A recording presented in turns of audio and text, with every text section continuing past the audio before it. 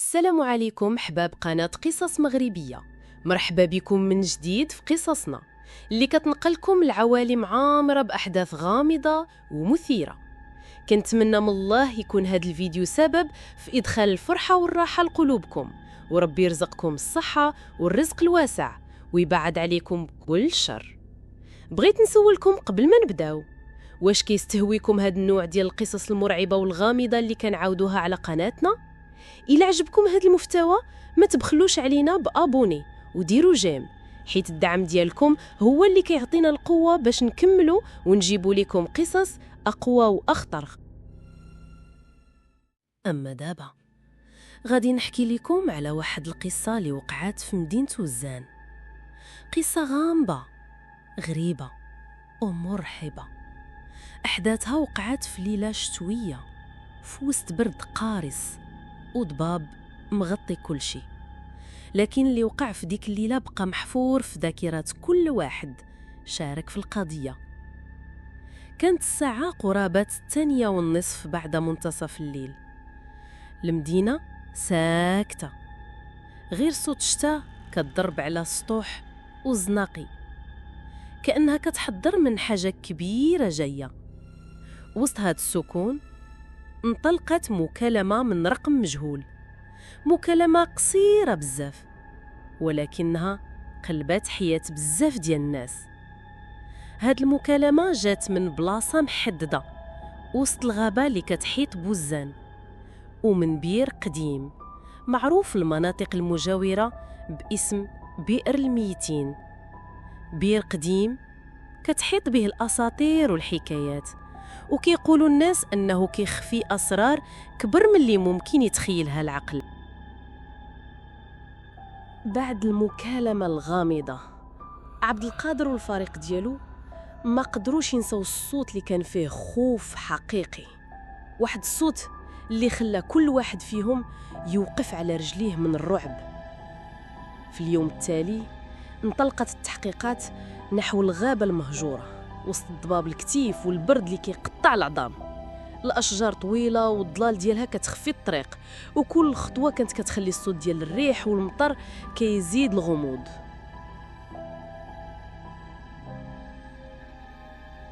في البدايه المسار كان صعيب، الطين كان سايح بسبب المطر والجذوع المتساقطه كانت كتعيق السير. كل ما قربوا للبير كيزيد شعور غريب، بحال شي عين خفيه كتراقبهم من بين الاشجار. وصلوا للبير، المنظر كان أكثر رعباً من اللي كانوا كيتصوروا. البير قديم، الحجر متصدع مغطي بطبقة من الطحالب والزيوت القديمة. فتحات البير صغيرة ولكن عمقها يبدو بلا نهاية، والضوء اللي كيجي من المصباح ديال عبد القادر كيتكسر في قطرات الماء اللي كتنزل من الجدران وكيخلق ظلال غريبة على الأرض، كأنه شي قوة خفية كتراقبهم. المنقذ هبط بالحبل بحذر، والبرد كيزيد والهواء دخلو رطوبة ثقيلة، ريحة التراب والرطوبة مخلطة بريحة عفونة. كل شيء كيعطي شعور بالخطر. كل ثانية كيهبط فيها المنقذ بحال دقيقة كاملة، كل حركة محسوبة وكل خطوة كتحمل مفاجأة. وصل للقاع والأول مرة شاف الهاتف القديم المبلل كيتوهج بضوء خافت وسط الماء الراكدة. الصوت اللي خرج من الهاتف بدا كيكرر نفس الصراخات القديمة، صراخات ضحايا آخرين اختفوا في الغابة قبل سنوات، كلهم صوتهم كيتردد في البير. ولكن المرة اللي عيطت في البداية ما كانش أثرها. عبد القادر من الفوق كان كيتفرج، عينيه مملوءة بالترقب والخوف، والرياح كتصفع في وجهه. كل ثانية كتحمل شعور بأن شي حاجة كبيرة كتقرب.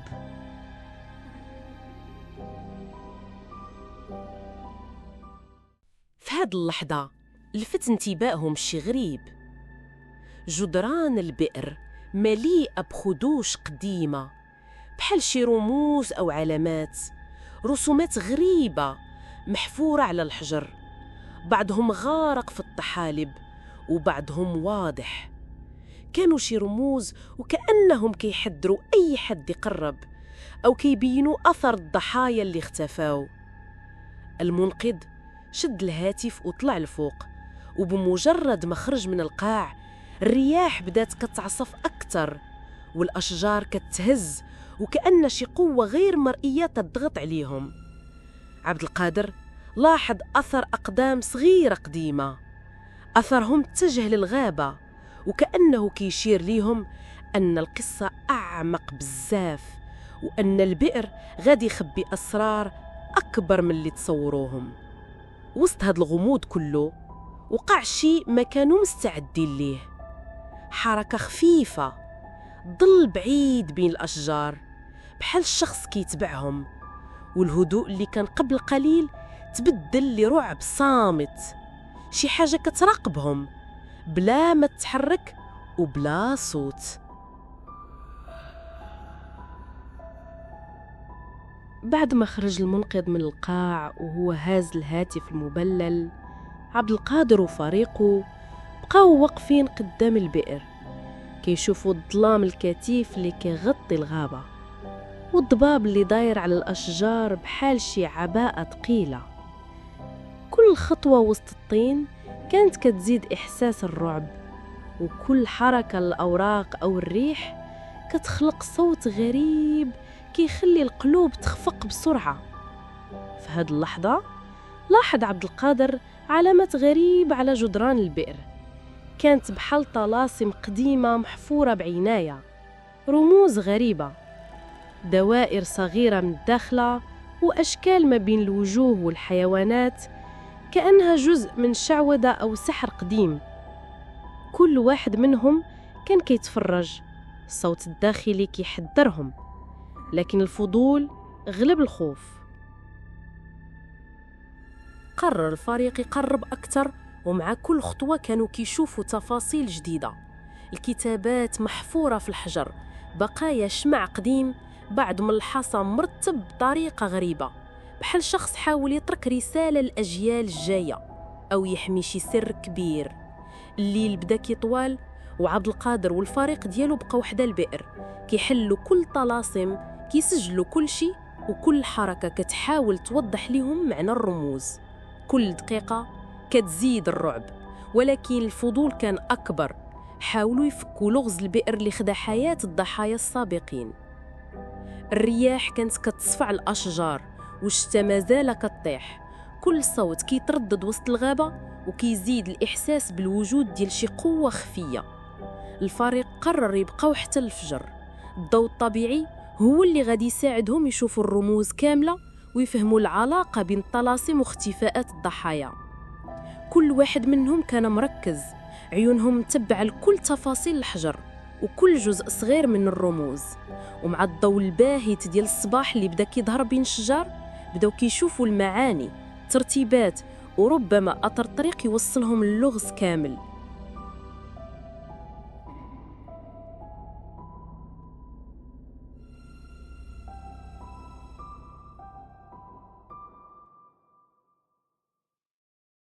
مع طلوع النهار عبد القادر والفرقة ديالو كانوا مازال مرهقين من ليلة طويلة وسط الغابة والبئر الملعون، ولكن رغم التعب الفضول والرغبة في فك اللغز خلوهم يكملوا بلا توقف.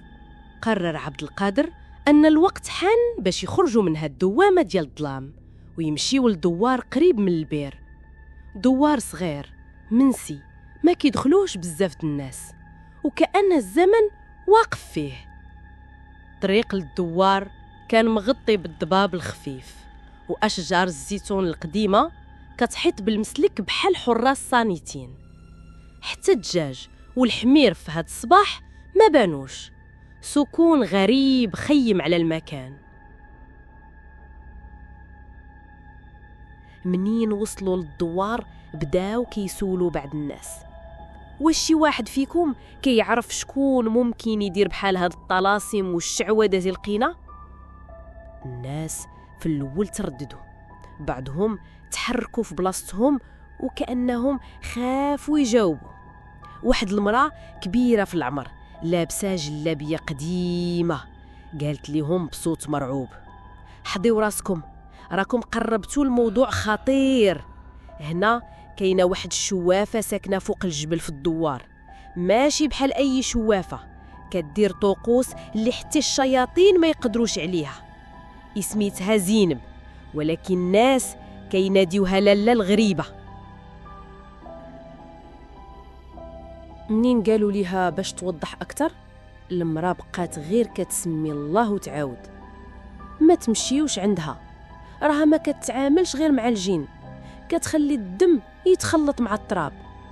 عبد القادر ما بانش عليه الخوف، بالعكس كان مقتنع أن هذه هي الخيط اللي غادي يوصلهم لحقيقة البئر.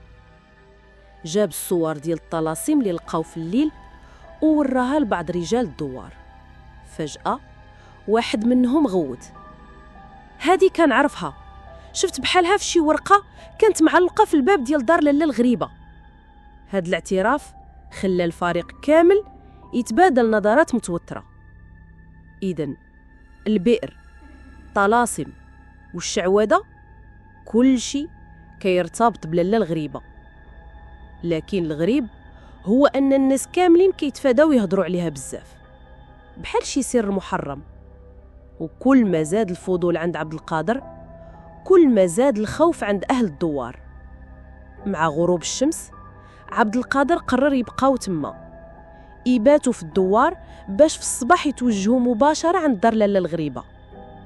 كانوا عارفين أن الخطوة الجاية ما غتكونش سهلة، ولكنهم ما كانوش كيتصوروا أن المواجهة مع هاد الشوافة غادي تفتح باب ديال الرعب جديد كبر بزاف من اللي عاشوه عند البئر. وقف عبد القادر قدام باب الشوافة. كان باب خشبي قديم مطلي بنصوص باهتة بحال نقوش معمولة بالحنة.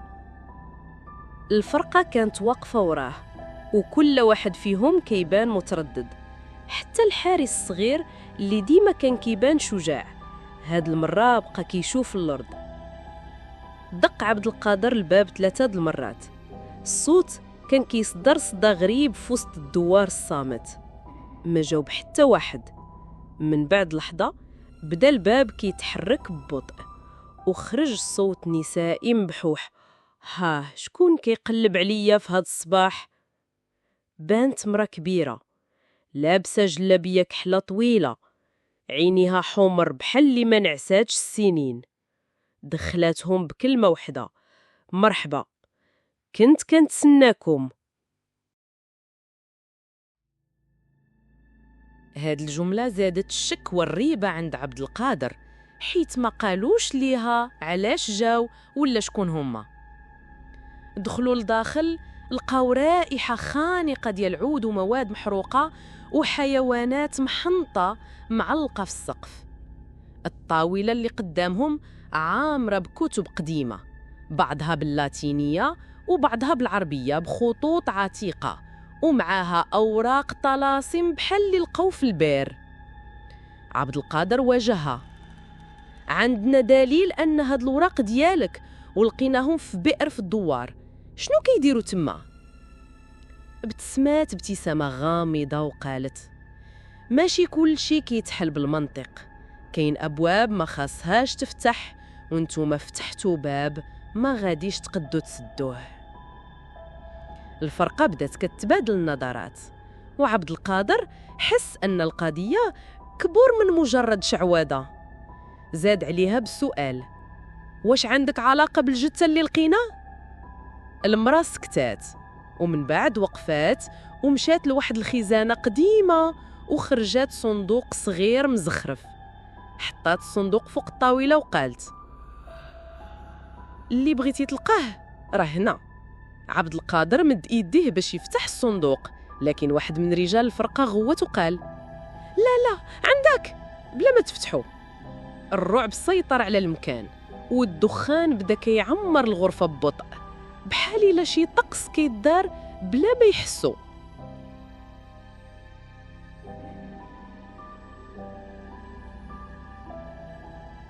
عبد القادر ما كانش ناوي يفتح الصندوق ديال السحر، حيت قلبو كان حاس بشي خطر كبير.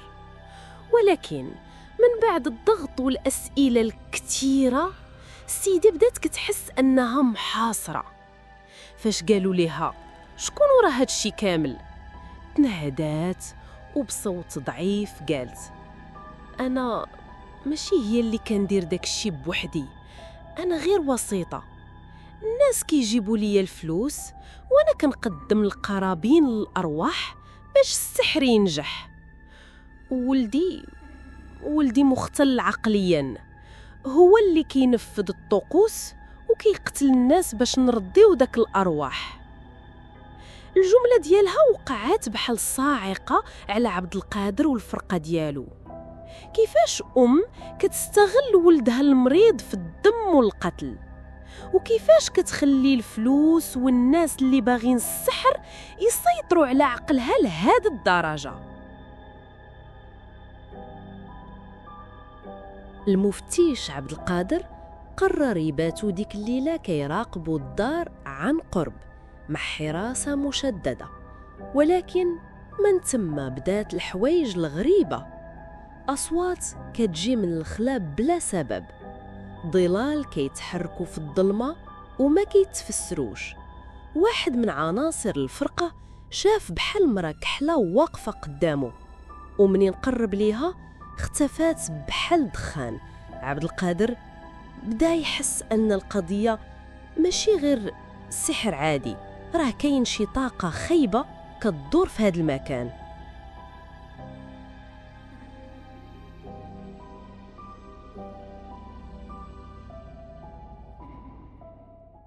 عبد القادر بدا يحس ان القضيه ماشي غير سحر عادي، راها كاين شي طاقه خايبه كتدور في هذا المكان.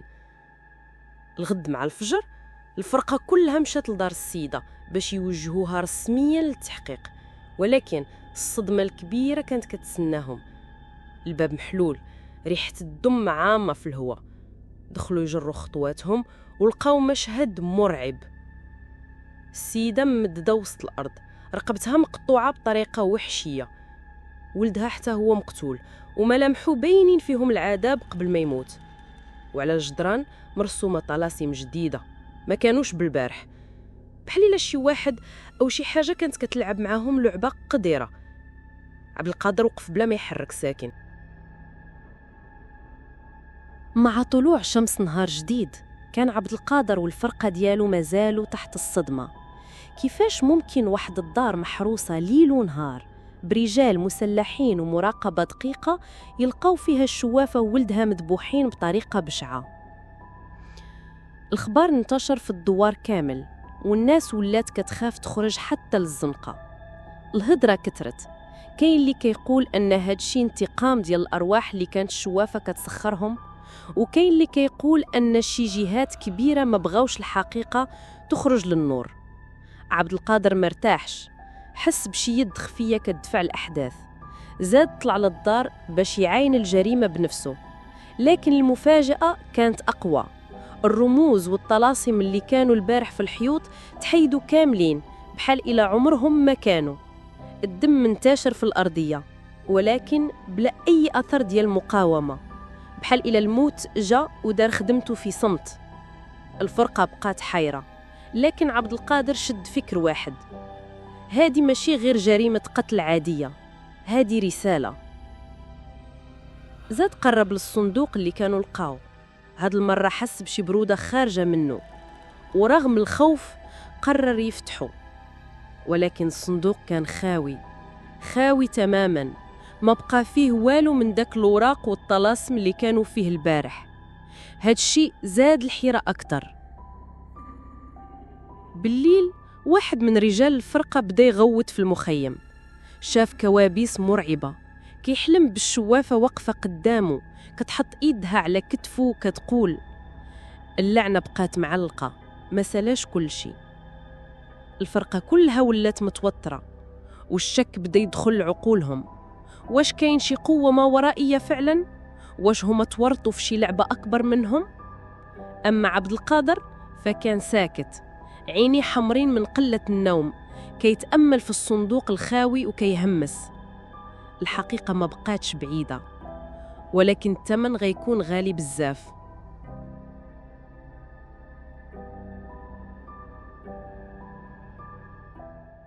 من بعد ما تقتلات شوافة وولدها في ظروف غامضة، بدات الحياة ديال عبد القادر والفرقة ديالو كتقلب رأساً على عقب، بحال لعنة تبعاتهم.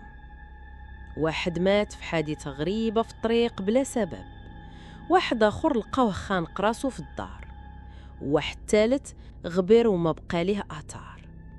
عبد القادر بدا كيحس بثقل غريب كيتزاد عليه كل نهار. الكوابيس ولات كتجيه كل ليلة، وجوه الضحايا، دم، صراخات، ما كتخليش الراس يرتاح. ولكن وسط هذا الرعب قدر يوصل لخيط خطير. الناس اللي كانوا كيتعاملوا مع الشوافة رجال ونساء من عائلات وازنة كيخلصوا فلوس باهظة باش يديروا طقوس سحرية، باش يسيطروا على حياة الناس، باش يقضيوا على الخصوم ديالهم.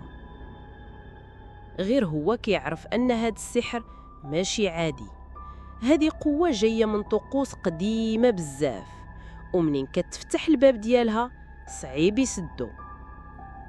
كل ما كيحاول يوقفهم كيتفاجأ باللي الموت كيبقى يطارد الفرقة ديالو. الناس كيطيحوا واحد بواحد بحال إلا شي حد غير مرئي كيمسحهم من الوجود. وفي الأخير عبد القادر وقف قدام الحقيقة المرة، حتى إلا شد الناس اللي من وراء هاد الأعمال، حتى إلا فضح الأسرار ديالهم. هاد البلاصة غتبقى ملعونة للأبد. بئر الدم ماشي غير مكان جريمة، إنما بوابة مفتوحة، وكل واحد قرب منها حياته غادي تنقلب جحيم.